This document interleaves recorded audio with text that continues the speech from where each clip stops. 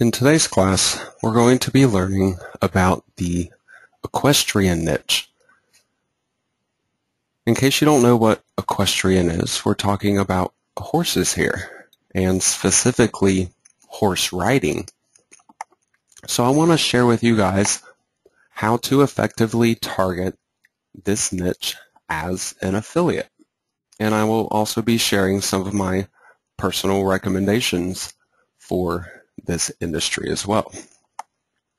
It just so happens that I actually grew up riding horses. My mom is a horse fanatic, and as a result, I rode them as well and developed a love for them and have a lot of knowledge about them.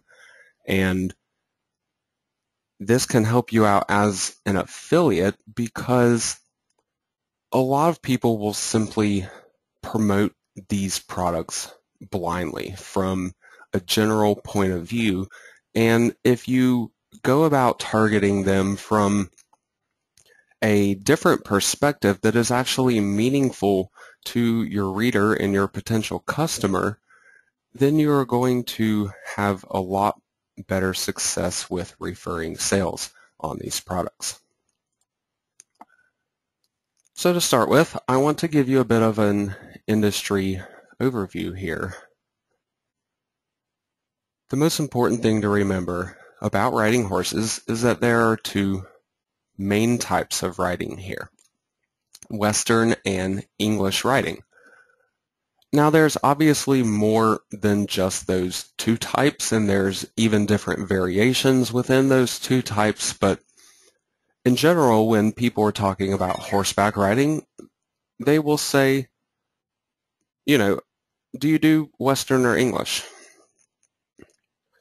So as an affiliate, you want to make sure that you address this because you can easily be trying to refer products on sales that are for a completely different style of riding than maybe the traffic that you have attracted to your website based on the various types of content you've put out there. I like to think of it like this. Let's say you were trying to refer sales on computer software. What if you had a site that was targeting PC users somehow, but you were actually trying to refer sales on software for a Mac computer? You would obviously end up with horrible conversion rates if you could even convert anything at all on a site like that. The same type of thing here can pretty much happen with the equestrian niche. You can have traffic that might be interested in one of these types of riding, but you might be promoting the wrong type of product to them. So you want to make sure that you are not falling into this trap and ensure yourself the best chances of success here. So I want to talk to you briefly about these two different types of riding so you can get a bit of an understanding for them, and so I can also give you some of my own recommendations for targeting them.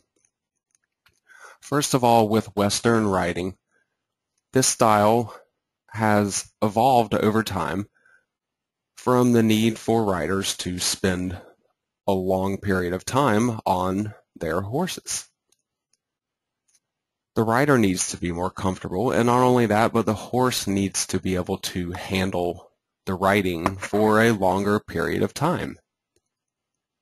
So as a result, the Western riding saddles are more comfortable for the rider. They have wider stirrups and a deeper seat, for example, and the gear is even more comfortable for the horse. They actually are not being led around with primarily a bit in their mouth. It's actually reins pulling on their neck in a particular direction.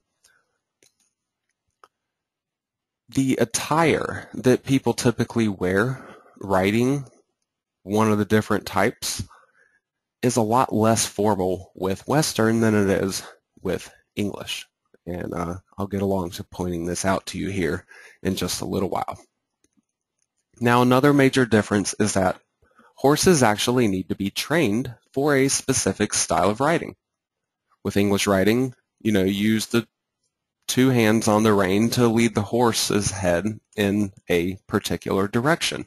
So that's how you're pulling on that bit in their mouth to lead them left or right.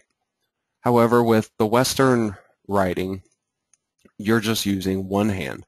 And this originated from cowboys, for example, needing to be able to control their horse with one hand and use the other one to lasso a cow. So the reins being pulled on the horse's neck is actually what controls the direction you want them to turn. Oddly enough, when the horse feels the rein on the right side of their neck, that means you want them to turn left, and vice versa.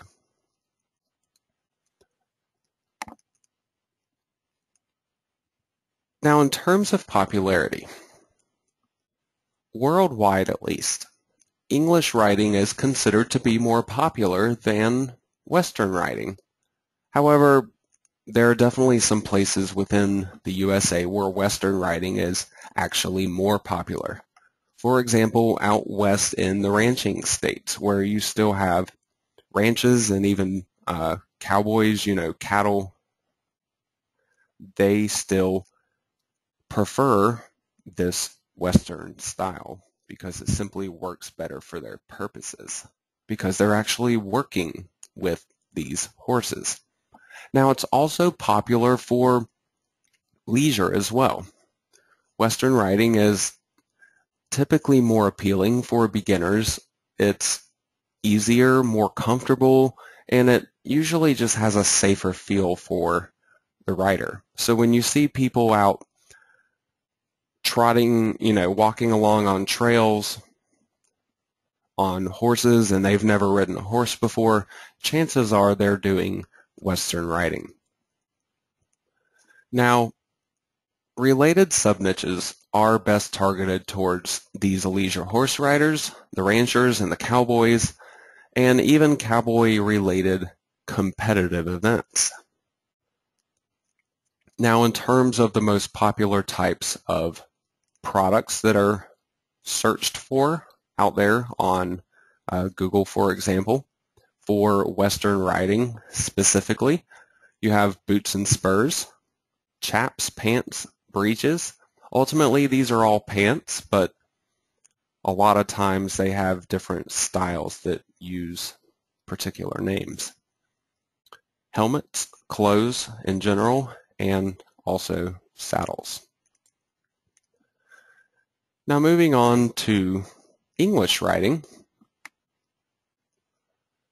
When you see horse riding on TV, especially with Olympic sporting events on TV for the Summer Olympics,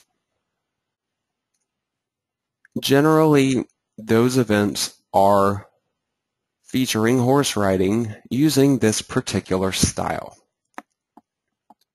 While the more cowboy style events like riding in tight circles around barrels, for example, those are more Western riding events. So specific sports like dressage, horse racing, polo, eventing, and show jumping all use English riding styles and gear. And this type of riding is more traditional and formal than Western riding. When you think of people out in England fox hunting, this is the type of riding they're doing. When you see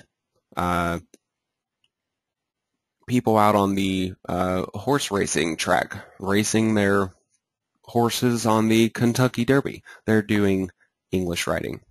When you see horses jumping over the fences during competitions, also English riding.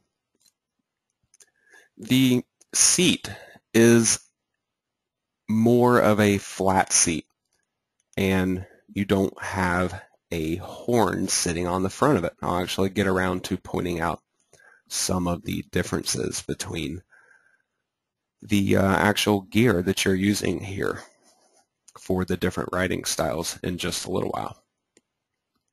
Now, although this particular riding style has less of a natural feel to it and it's considered harder than Western riding, a lot of people that have actually ridden horses for a long time would tell you that if you were going to learn one and you've never ridden a horse before and you actually, wanted to take lessons to learn how to ride a horse, English is typically the recommended riding style for first-time riders. Not because it's easier to do, but for one specific reason. If you learn English riding first, you can easily jump over to Western riding and have no problem doing that. However, if you learn Western riding first and then you try to transition over to English, you basically have to start all over again because you just have a different posture and a way you have to go about actually controlling the horse, and it just has a completely different feel to it than Western riding does.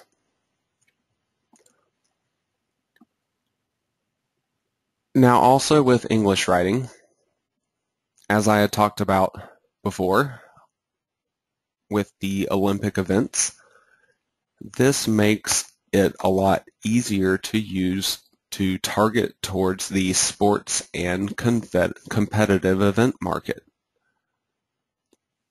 Try to research some of the well-known figures within whatever sub-niche you try to go for.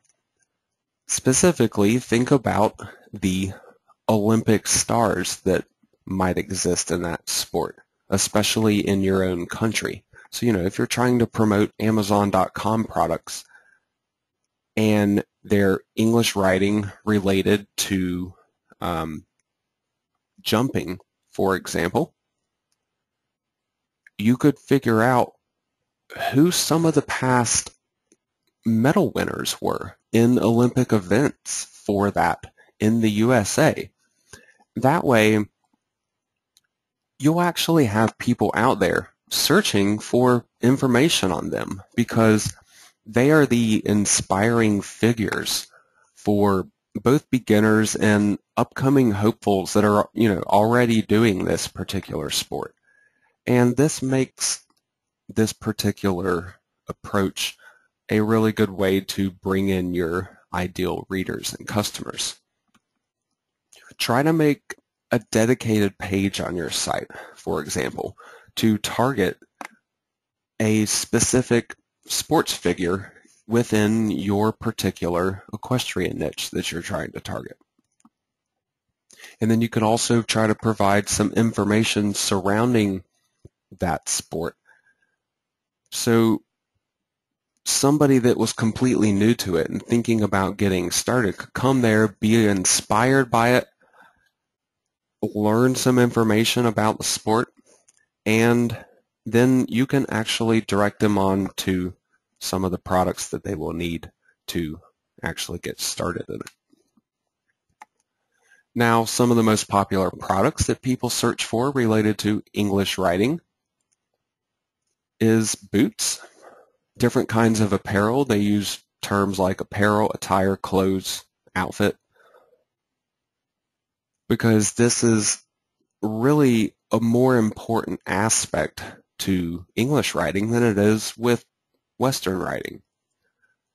As you can see from all of these pictures, when people are doing English riding competitively, there is a very specific formal attire that they are often going for.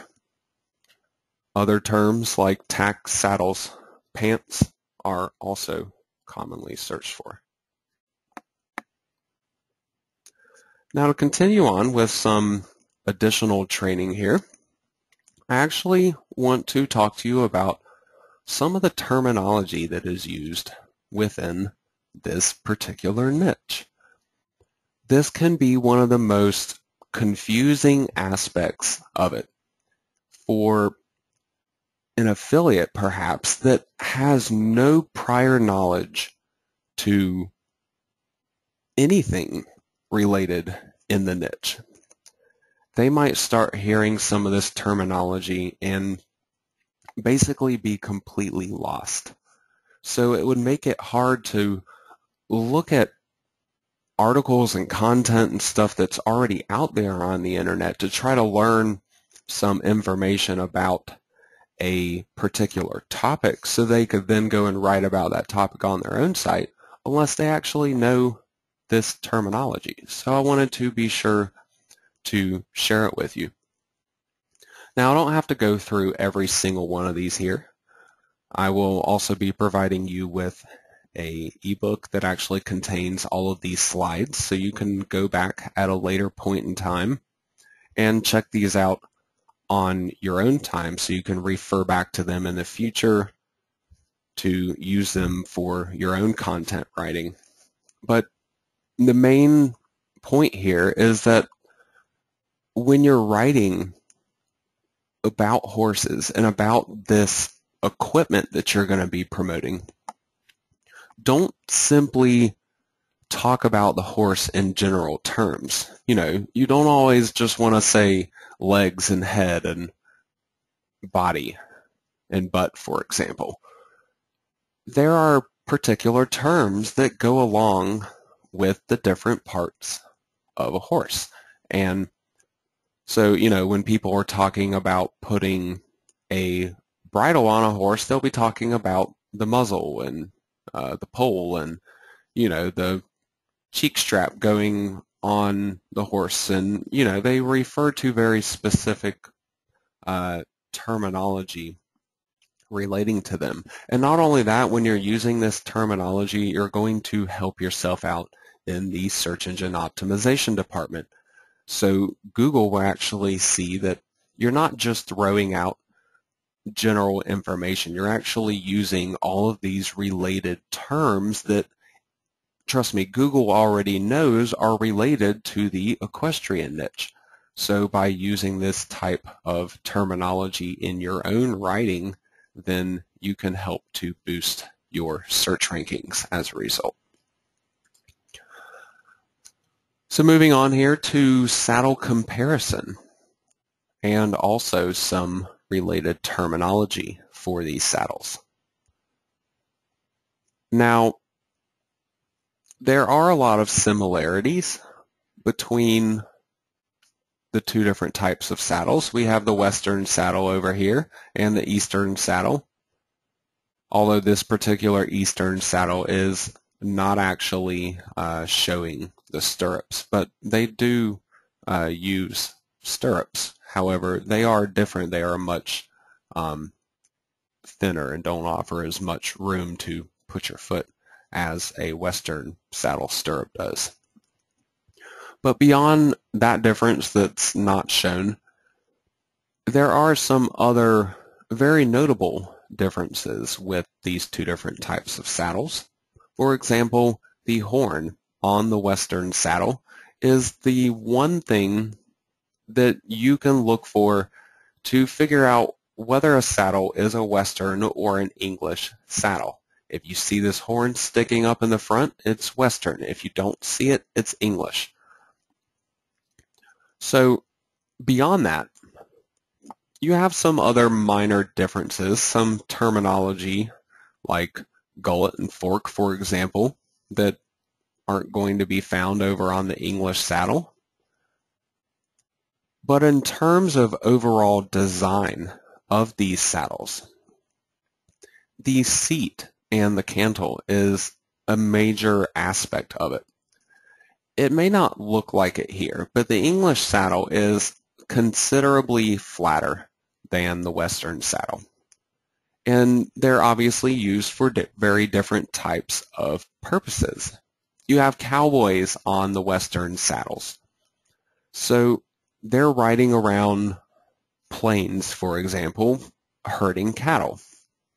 Whereas the English saddle is used for various types of sports, racing, where you need to be able to be aerodynamic, hunting, where you would need to be very agile and able to jump over obstacles as you're running through the forest, for example. Imagine trying to sit on a horse and jump over an obstacle or a fence during a competition and having this horn sitting right in front of you. Now, especially if you're a guy, this is not going to be a fun experience. That is why jumping is always done in an English saddle. It's not that you can't do it in a Western saddle, but when you're also comparing these two, these are a lot heavier than the English saddles are. So it's also a weight factor in addition to a design and a comfort factor here as well. These are meant for long-term, prolonged usage, and these are meant for more specialty types of purposes, really. Now I want to continue on with the bridles now. A bridle fits over a horse's head and is used by the rider to have control over the horse. You have a bit. You can see in the mouth of the horse right here, there's a little metal rod, and on the eastern bridle over here, there's a ring, and it's a little harder to see, but there's also a metal rod going in there as well. Well, this is connected to the reins. You can see the reins in either picture are connected up with the bit ultimately. And this is how the horse is controlled. Now, in the Eastern bridle, this is much more so where you are pulling on the bit to directly control the direction the horse's head is pointed in, and therefore that is where the horse ends up going. Whereas with the Western bridle, the bit is still there and is still connected to the reins. However, you're not typically pulling back on the reins with a Western bridle like you would be with an Eastern bridle. Now, in addition to that, I was talking about comfort for horses. The Western bridle is a lot more comfortable for a horse than an Eastern bridle. You're putting wear and tear on a horse's mouth with an Eastern bridle compared with you have a couple of leather reins on their neck with a Western bridle. In addition to that, you have a lot more straps for the Eastern bridle. So when the horse is working, the Western is going to be a lot cooler. So just a couple of reasons there why this gear here is so important for particular riding styles, because it not only helps the rider and has to do with control, but it also has to do with horse comfort in some cases. Now to move on to riding boots. Even riding boots have specific terminology to go along with them, and there's even specific types of boots for different types of riding. So if you're going into some type of very specific sub-niche or a particular type of competition under one of these riding styles, you may need to research the exact boots that are commonly used, but we have some common Western and Eastern riding boots up here, along with some terminology for the boots as well. So again, make sure you're using this terminology in your own content to help you boost up your search rankings. Now I want to continue on and talk about grooming for just a minute here. Grooming is not actually part of what most people would consider to be the normal types of products when they think about horse riding. You don't need to groom your horse to ride it, right? Well, the truth is that everybody that rides a horse, whether they own the horse, whether they're renting the horse, or just taking horse riding lessons at their local stable, for example, they're all needing and using grooming equipment. I guarantee you.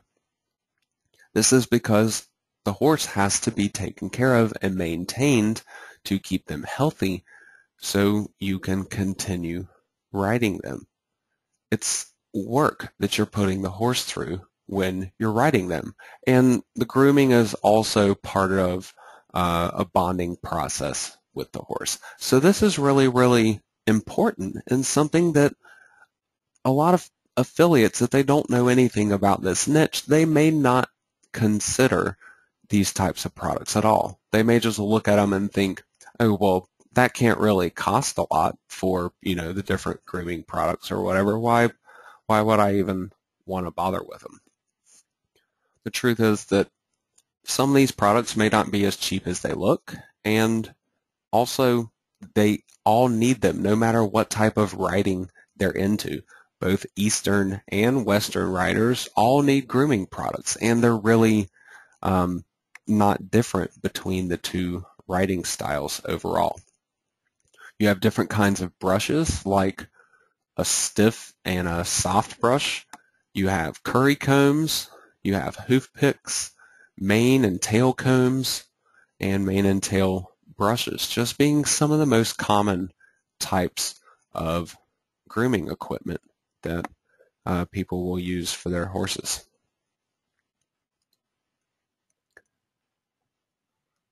Now, one final thing that I would like to talk about are horse breeds. Some people may not realize it, but there are actually different kinds of horses, just like there are different types of all sorts of animals out there. In different locations across the world, horses have evolved into different variations and types. And as a result, some of these horses are more popular than others and more commonly used. But beyond that, they may be used for a very particular purpose. Now, I have a couple of charts here. These two charts are not meant to be considered exactly the same. This one over here on the right, the top 10 horse breeds in the world. This should be considered more of a popularity ranking, where this gives you the 10 most popular horse breeds that are in use in the world. Now, the one over on the left is a top 18 list. However, this list is not necessarily based on popularity. Instead, it's actually based on percentages of a total of 6,831 different websites that are out there on the internet. And these websites are of various horse breeders and also different breed association websites. So basically, what was done was all these horse websites were examined, and the websites were sorted based on the type of horse that was being raised by the horse breeder or, covered by that breed association. So these were then ranked on percentages based on the number of those websites.